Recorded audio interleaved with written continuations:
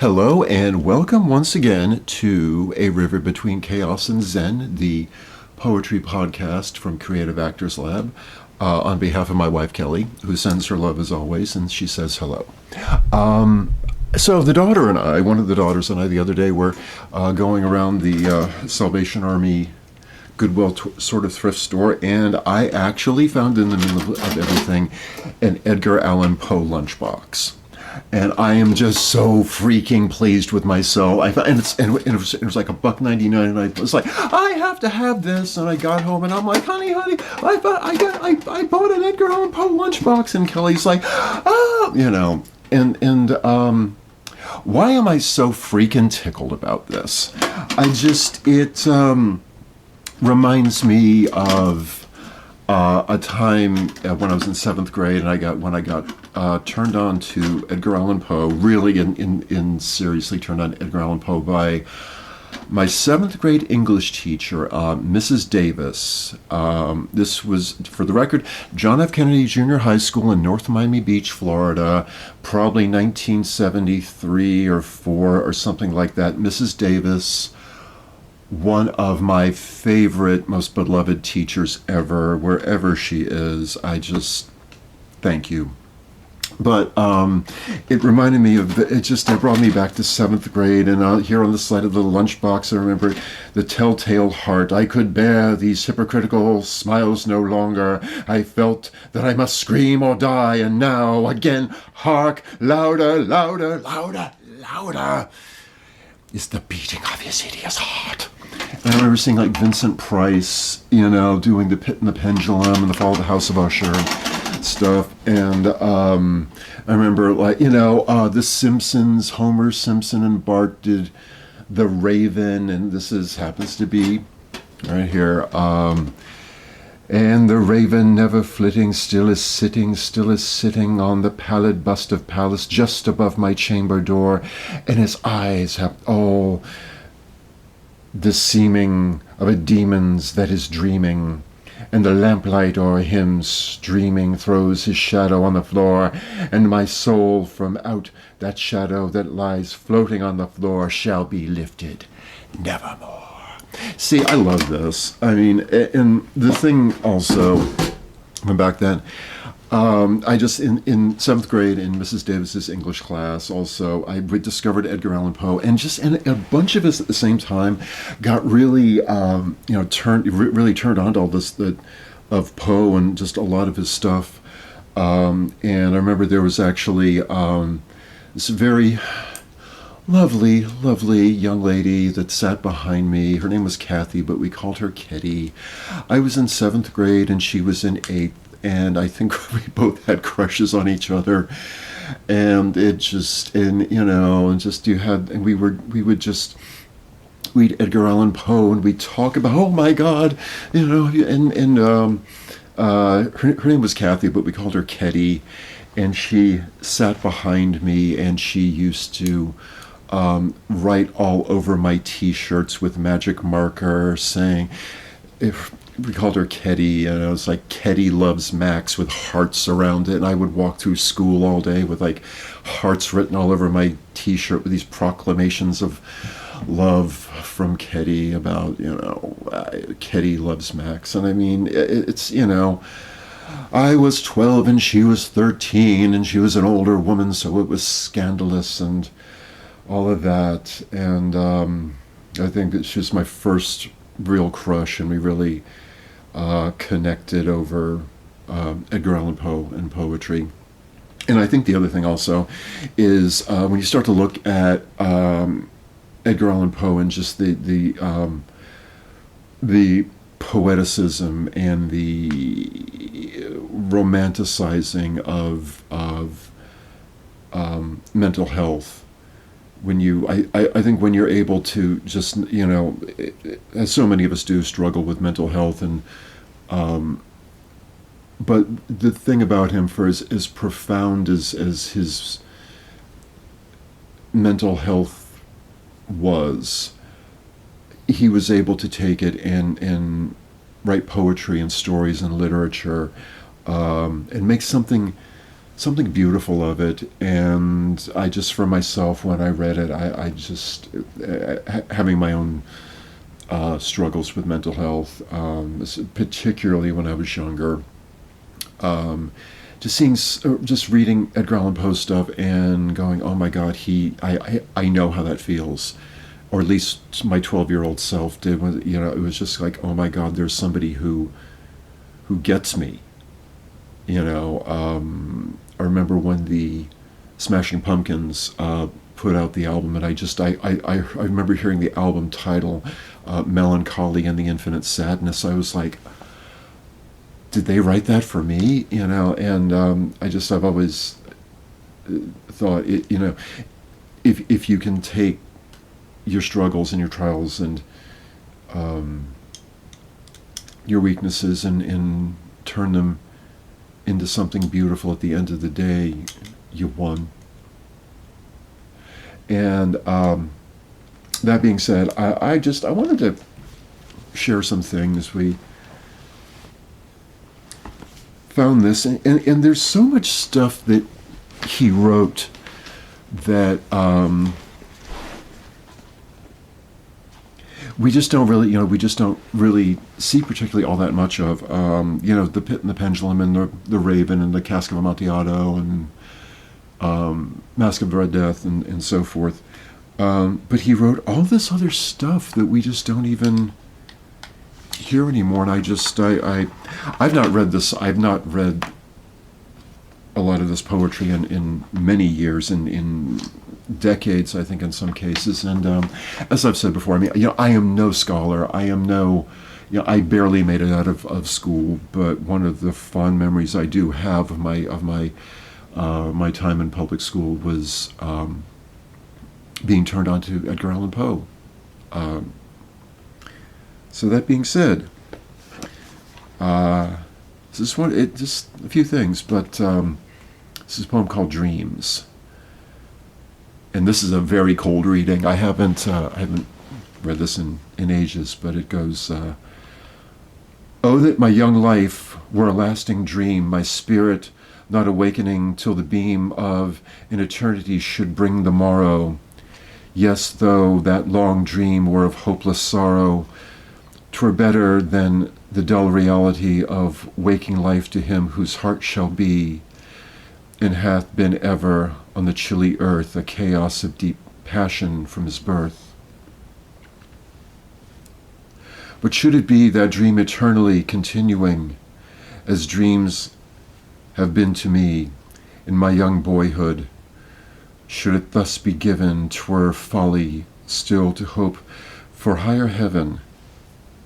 For I have reveled when the sun was bright in the summer sky in dreamy fields of light, and left unheedingly my very heart in climes of mine imagining, apart from mine own home, with beings that have been of mine own thought. What more could I have seen? 'Twas once and only once that the wild hour from my remembrance shall not pass. Some power or spell had bound me. 'Twas the chilly wind came o'er me in the night and left behind its image on my spirit, or the moon shine on my shoulders in her lofty noon, too coldly, or the stars, howe'er it was. The dream was that night wind, let it pass. I have been happy, though but in a dream. I have been happy, and I love the theme, dreams in their vivid coloring of life, as I fleeting shadowy, misty strife of semblance with reality, which brings to the delirious eye more lovely things of paradise and love, and all our own, than young hope in its sunniest hour hath known.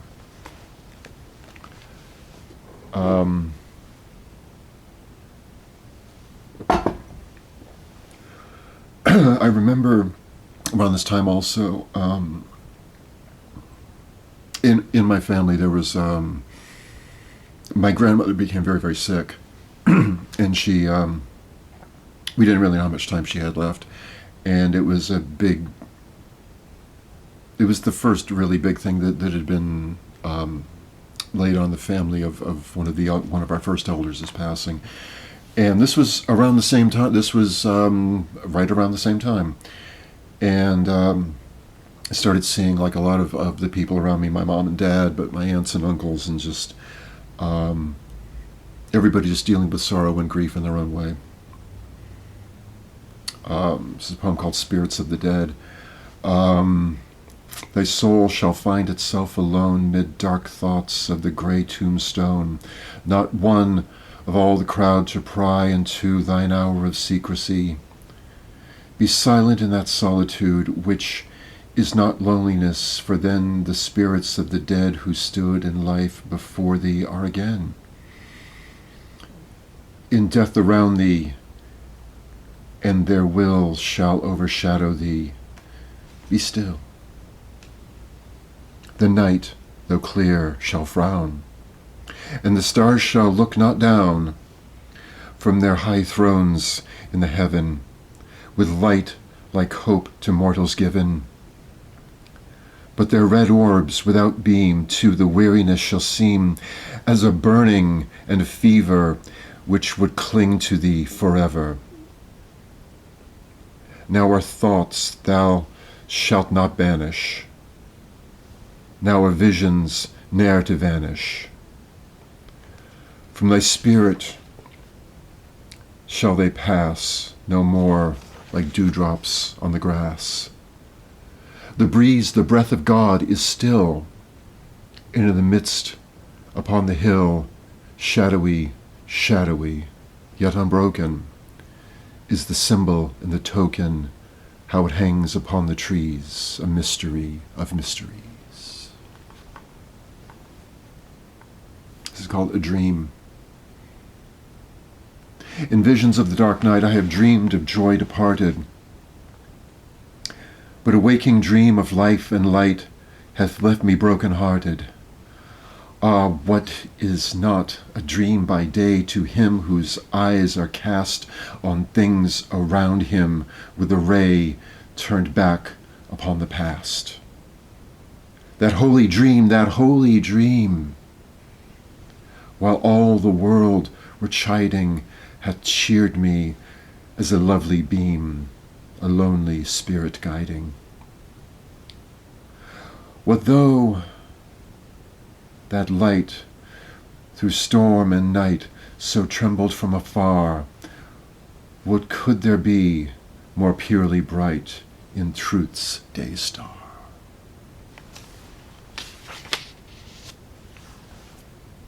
It's called A Sonnet to Science.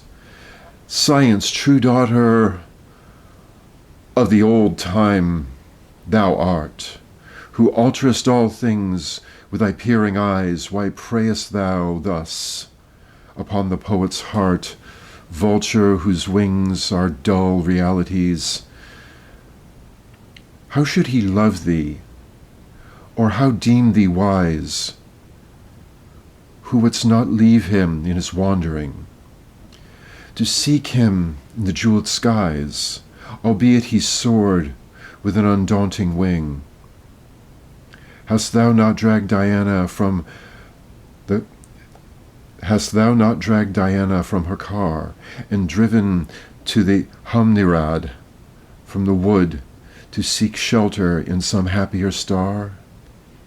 Hast thou not torn the Naiad from her flood, the elfin from the green grass, and from me the summer dream beneath the tamarind tree?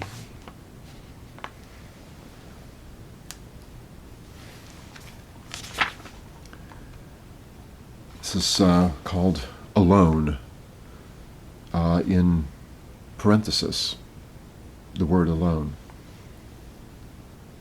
From childhood's hour I have not seen. The others were, I had not seen. The others saw. I could not bring my passions from the common spring.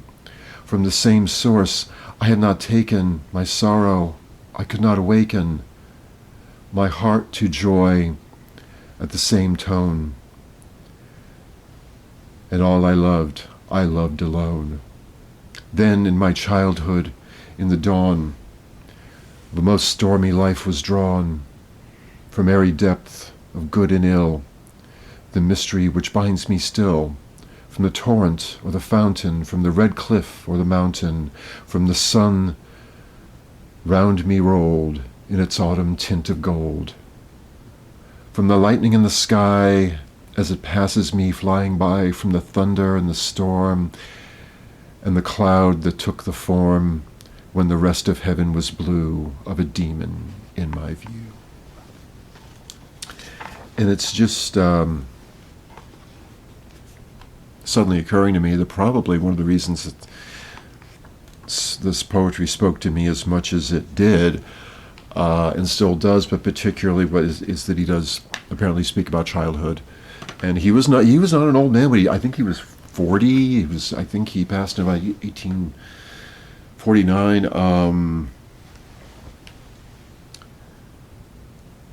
Not a young man, even by, excuse me, not an old man, even by, standards of the day. His there's apparently a lot of discussion and disagreement about how he passed away, but his last words were something about, "Oh, please pity my tortured soul," or something to that effect. And just as I'm reading this, I can see why he spoke to me as much as he did. Just to one more. It's called The Bells. Hear the sledges with the bells, silver bells. What a world of merriment their melody foretells. How they tinkle, tinkle, tinkle in the icy air of night, while the stars that oversprinkle all the heavens seem to twinkle with crystal and delight, keeping time, time, time in a sort of runic rhyme with the tintinnabulation that so musically wells from the bells, bells, bells, bells, bells, bells, bells, from the jingling and the tinkling of the bells. Hear the mellow wedding bells, golden bells. What a world of happiness their harmony foretells. Through the balmy air of night, how they ring out their delight. From the molten golden tones, and all in tune, what a liquid ditty floats. To the turtle dove that listens, while she gloats on the moon. Oh, from out the sounding cells, what a gush of euphony voluminously wells. How it swells, how it dwells on the future, how it tells of the rapture that impels to the swinging and the ringing of the bells, bells, bells. Of the bells, bells, bells, bells, bells, bells, bells, to the ringing and the chiming of the bells. Hear the loud alarum bells, brazen bells, what tale of terror now their turbulency tells in the startled ear of night, how they scream out their affright, too much horrified to speak, how they shriek, shriek out of tune, in the clamorous appealing of the mercy of the fire, in the mad exultation of the deaf and frantic fire, leaping higher, higher, higher, with a desperate desire and a resolute endeavor, now to sit or never. By the side of the pale-faced moon, oh, the bells, bells, bells, what a tale of terror tells of despair, how they clang and clash and roar, what a horror they outpour in the bosom of the palpitating air, yet the ear it fully knows by the twanging and the clanging, how the danger ebbs and flows, yes, the ear distinctly tells of the jangling and the wrangling, and how The danger sinks and swells by the sinking or the swelling in the anger of the bells of the bells of the bells, bells, bells, bells, bells, bells, bells, in the clamor and the clangor of the bells. Hear the tolling of the bells, iron bells, what a world of solemn thought their monotony compels. In the silence of the night, how we shiver with affright in the melancholy meaning of their tone. For every sound that floats, and the rust within their throats is a groan. And the people, ah, the people, they will dwell upon a steeple all alone, and who, tolling, tolling, tolling, in a muffled monotone, feel a glory in so rolling on the human heart a stone. They are neither man nor woman, they are neither brute nor human, they are ghouls.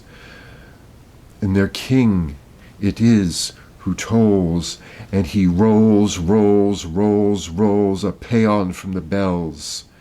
And his merry bosom swells with the paean of the bells, and he dances and he yells, keeping time, time, time in a runic rhyme of the paean of the bells, keeping time, time, time in a sort of runic rhyme to the throbbing of the bells, bells, bells, to the sobbing of the bells, keeping time, time, time, as he knells, knells, knells, in a happy runic rhyme of the rolling of the bells, bells, bells, to the tolling of the bells, bells, bells, bells, bells, bells, bells, to the groaning and the moaning of the bells. Why does that make me think a bit of All the World's a Stage and the Men and Women It Merely Players? Just a thought. I sincerely hope, if I have mispronounced, no, as I have mispronounced, I'm sure, more than one or two things, please excuse that. I am no scholar, and I just really come to realize how so many poets have meant so much to me, over the course of time. But Edgar Allen Poe was, I think, just the first one that really, really got to my heart for obvious reasons. And as I've said, it's his poetry came at a time in my young life when things were really, really rough, and I was discovering, how much I liked girls, and how much I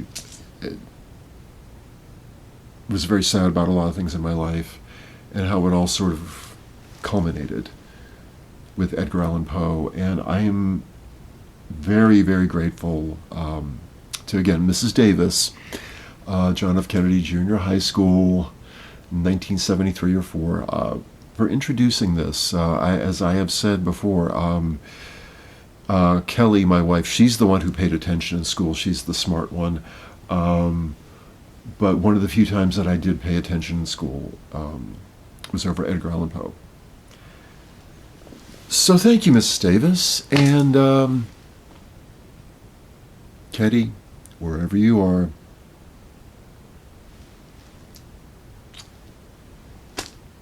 thank you for being my first muse.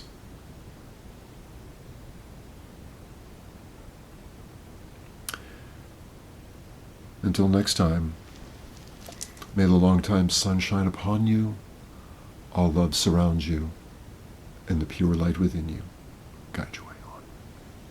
Peace.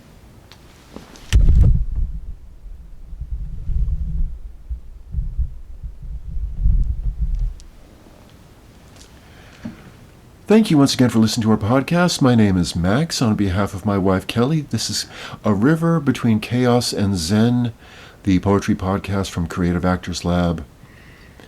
Thank you so much for listening. Until next time.